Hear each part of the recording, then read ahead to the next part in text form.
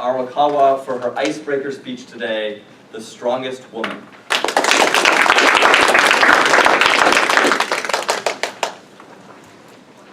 So I hate public speaking. You know that song by Eminem, Lose It? It's like, palms are sweaty, knees weak, arms heavy. Mom and I sweat already. Mom's spaghetti, he's nervous. So replace he with she and remove every single lyric except for she's nervous. Me.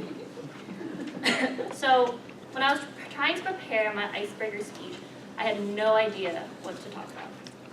So thankfully, our lovely Toastmaster Brad had a great theme, which is family. So I thought, why not tell you guys about the strongest person I know, which is my mom. I mean, you guys get to learn a little bit about me, and I get to have a good theme for my first speech. So a little bit about my mom. She is a sweet woman. She's great, she's caring, she loves cooking, absolutely loves it. She'll go home and start cooking up a massive meal, and then she'll have all her family and her friends come over on Sundays, and we'll all eat together. So whenever I go back home to Hawaii, I get to go and experience this big family dinner, and that's what I love. But when I was growing up, I never got to experience this sweet side of her, because she is the epitome of a helicopter mom. So for those of you that don't know what that is, imagine like a search and rescue helicopter with a spotlight going into the water, and there's like a victim, right? You don't want to take your eyes off of that victim. That was my mom for us, me and my brother. We were the search and rescue, but I guess for good reason. So back up a few years when I was really little, we used to go to Disneyland every single year, and I loved it. From when I was probably like 2 years old until I was maybe 10. We'd go to Disneyland maybe once, twice, a few times a year. So we'd go and ride the rides, have fun, the whole family gathering. I'd get dropped off at my auntie's house, and that was it. We'd go home. And then I realized after a few years that my brother hated it. So I have a younger brother. His name is Michael. He's 2 years younger.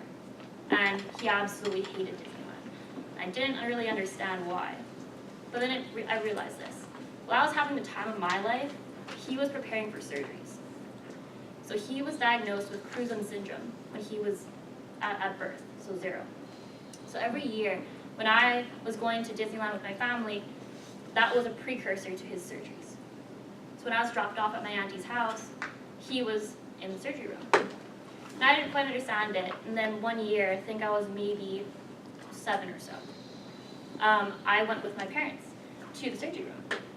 And it was post-surgery, so my brother was coming out, and he was kind of groggy, and then I just hear screaming.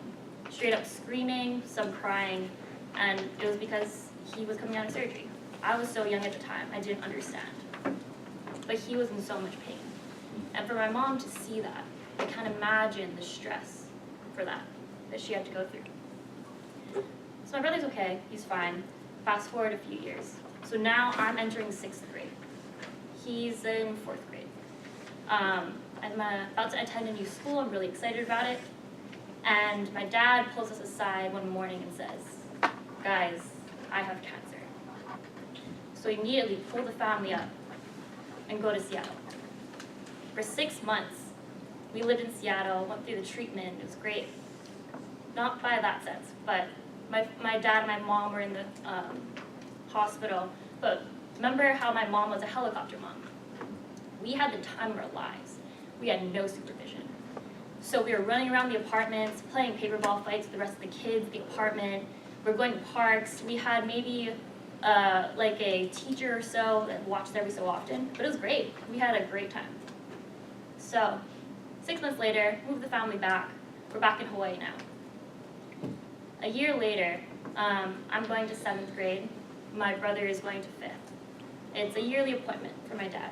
So my mom and my dad go up to Seattle and realize that he had relapsed. So we flew up. It was a big family kind of ordeal. And what happened was he passed away a few weeks later. But it's kind of crazy. Throughout that whole situation, my mom was really that rock for us. for me and my brother. We were so young, we didn't really understand. But without saying anything, she really just showed us how to persevere, how to go through things that are hard with a positive attitude, and the importance of the people that you love.